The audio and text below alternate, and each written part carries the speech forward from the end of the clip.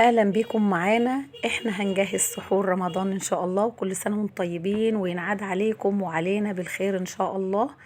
الشهر الكريم زي ما حضراتكم شايفين انا جايبة نتيجة رمضان من واحدة صاحبة بنتي بتشتغل في الحاجات دي، ما شاء الله شغلها جميل جدا، بسم الله ما شاء الله. طبعا النتيجة تحفة وجميلة عجباني جدا. احنا جهزنا الخلفية بتاعتنا وهنروح نجهز سحور رمضان. حطينا الطاسة على النار وهنحط معلقة سمنة بلدي كبيرة.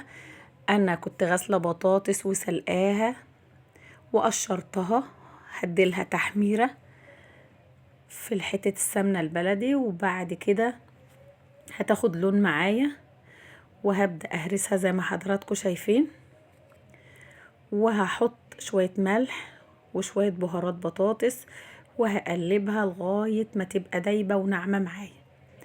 ما تنسوناش في اللايك والشير والاشتراك زي ما حضراتكم شايفين. وهنحط شوية فلفل اسمر صغيرين، ما شاء الله بيبقى طعمها تحفة جدا. كده اي حاجة اخلصها هركنها جنبي. حطينا معلقتين سمنة كبار وهنعمل بيض بالجبنة القريش زي ما حضراتكم شايفين. البيض هعمله معايا هيستوي في السمنة، وبعد كده هجهز معايا قطعة جبنة قريش، بحط طبعا ملح، قطعة جبنة قريش، وهبدأ احطها على البيض وهقلب كويس وهركنه. لسه معايا الفول، انا هعمل فول بالزبدة زي ما حضراتكم شايفين، طبق فول متين.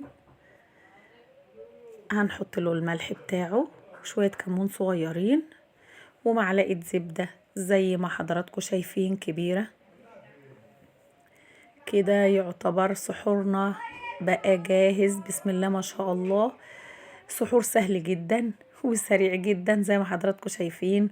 كل سنة وانتم طيبين ورمضان كريم وينعاد عليكم وعلينا بالخير ان شاء الله الشهر الكريم.